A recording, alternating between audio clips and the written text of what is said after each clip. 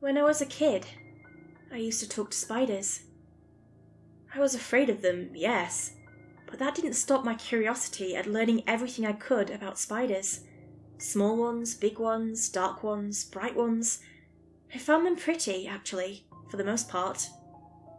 At school, there was always this spider's web in the corner of my English class, and no matter what the school did, it would always be there. The same spider inhabiting it. An old dark spider, laced with blues and reds, would always sit in the far corner of its web, and I would often talk to it, talking about everything from my personal life to my thoughts on the state of the universe. Sure, it was kind of weird, treating a spider as a diary, but I wasn't like all those other kids, with their diaries and their journals. No, I was just built different. That statement makes me sound so pretentious. I promise you, I am not. Of course, I'm not just here to talk about my childhood adventures with spiders. Well, actually, I am, but not really. I'm recording this to talk about something far worse. Something ancient and evil. Something worse than my father. If you've heard my last name, I suspect you know all about him. I am Caleb Azalea, and my father before me was the infamous butcher of Caston City, Newton Azalea. The police say he killed at least a dozen people, and that's only the ones they are sure of. He killed a lot more than a dozen people. Growing up, there would be missing people every day on the news, always people that lived in my neighbourhood, or at least the adjacent city districts. And always, these people would show up on the news just days after my father would often disappear into the darkest of nights, claiming to have to work and finishing business. I still remember that first night he went out. I was told to go to my room and stay there the entire night. He gave me a plate of food, my favourite stuffed animal, a spider, and a novel. Then he left the house, opening and slamming the door with a bang. I still remember feeling scared, that picture of a young boy in my mind confusingly clutching that toy in my hand, looking around for something to do. At last, I finally decided to climb the stairs and stay in my room, like I'd been told. But first, I was thirsty, and I needed something to drink, so I went to the kitchen. I remember the air being stuffy that first night, and so many nights after. I remember the soft click of the ventilation as it stopped, the pause of the smooth hum of electricity as the soft patter of rain outside began to fall. It would always rain on nights like those, a heavy, drenching rain that would rain so hard the very grass would drown. I had just gotten a glass from the cupboard when I noticed the sink. There was something on it, just at the edge, perched gently like a hawk watching its prey, ready to pounce. It was a spider. Its abdomen was large, the all-black body ballooning, covered in stripes of yellow overlaid atop a palette of a disgusting orange, which made me feel queasy and unnerved. Its legs were large, 2 of them looked more like pincers than legs, and they were also striped in bands of that same disgusting orange, laced with yellows around it. I screamed at the sight. I'd never seen a spider like that before, large and unnerving. Never had I seen such disturbing colours like it, and never had I read about such an arachnid in the dozens of books supplied by my local library. I tried to shoo it away, finding an unused shoe and swinging it around, inches away from the thing. It didn't move, and it stayed perched on the sink. I hit the shoe just next to it, but the spider didn't budge, remaining in the centre of the sink, unmoving. I wasn't able to simply crush it under the weight of the shoe. No, I was too afraid of that. Even now, I cannot find the courage to kill the everyday spider, which annoys me, nor the pests in my house. I always call over my friends or my neighbours to do something about it. That night, I decided I didn't need water. I dropped the shoe, returned the glass, took one last look at the unmoving yellow thing, and then scurried up the stairs, sobbing as I did. The spider was gone the next day. The day proceeded like any other day. I went to school, engaged in social activity, talked to my friends, my teachers, and then it was over. I walked back home, and that was that. That night, I was in my room, working on my homework, something mathy, I remember, when I heard the click of the television downstairs turning on, and the familiar jingle of the evening news. The TV was always so loud, unnecessarily so.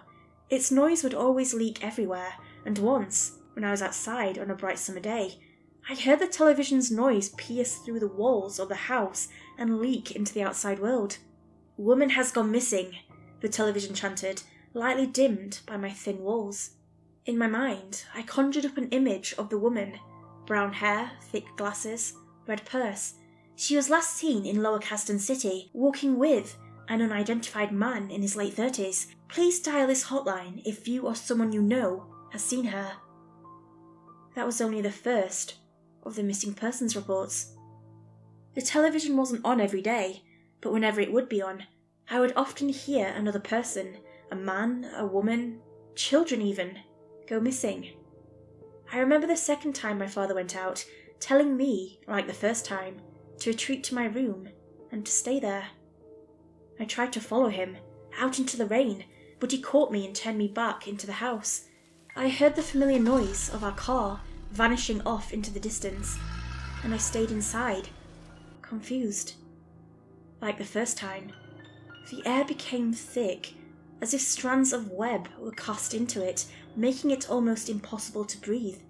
The slight hum in the air stopped, and as I turned a hole to meet the stairs, I felt myself suddenly drenched with a deep fear of what lay around the corner. There was nothing at first, but as I climbed the stairs, I saw it. Spiders. They were the same as the one I'd seen the first night my father disappeared, putrid yellow laced around an unsettling orange. A disgust whipped through me at the sight, making me audibly retch. There wasn't just one this time. It wasn't like the first night. No. This time, there were 6.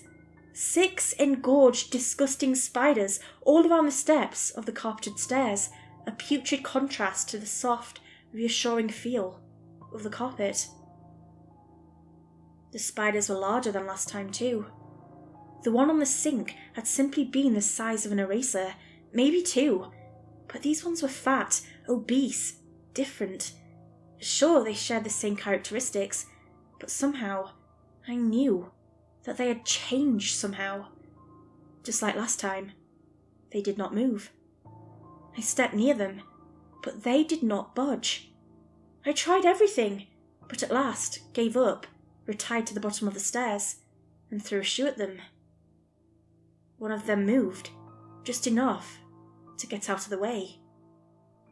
It was as if the spiders could tell I wasn't going to kill them earlier, but now, with a throw that could have killed one, well, it knew, and it moved. I told you I used to talk to spiders. Not these ones. These, according to a child's innocent mind, were not spiders. Spiders were harmless. Terrifying, yes, but ultimately, I knew they were harmless. Those things, these engorged, disgusting things weren't spiders. They were something else. Something ancient. These things, which were not spiders, meant me harm, their very existence threatening to my life and anything within my small world. Being not spiders, I decided it would be okay to kill them, to eradicate them from this world, to banish them, because they were a threat to everything I knew. But I couldn't do it. No matter what I did, the things that were not spiders would run, dart, even seemingly vanish before my eyes. I tried annihilating them with a shoe, spraying a glassful of water on them, but nothing worked. Eventually, I went up to my room, evading the 6 spiders which sat on the soft carpet, contaminating it with their evil. I do not remember sleeping at all that night. I only remember waking up the next morning, going out to see that the spiders had vanished, and my father on a couch, asleep. I made myself breakfast, collected my preset lunch, some sandwiches, and left the house. At school, things didn't feel right. There was something in the air, the same something as the night before, that putrid scent of filth and the almost web-like feel of the air. The corner. The spider I'd always talked to was gone. There was nothing there but its web, and below it, on the ground, were its remains, bitten in two by something that was larger than it. I looked up, and there was something else on the web, watching, waiting. The thing that wasn't a spider sat there patiently. I decided that the corner wasn't a safe space anymore.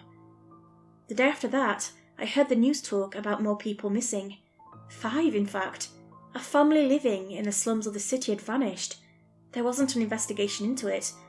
Nobody ever cared about the slums. But by then, I'd begun to piece things together. I wasn't by any means an exceptionally intelligent child, but I knew how math worked. Every night my father went out, a missing persons report would show up on the news. Every night a missing persons report would show up, the local amount of all missing persons would equal the number of not spiders appearing in the house. This continued the rest of the year. I would make a game of counting the things that were not spiders. 1, 2, 3, 4, and so on. They were everywhere, but oddly, they seemed to congregate only in places important to me. They would be near the sink, where I'd often get water, or the steps leading up to the second floor, blocking my path, yet they never dared to enter my room.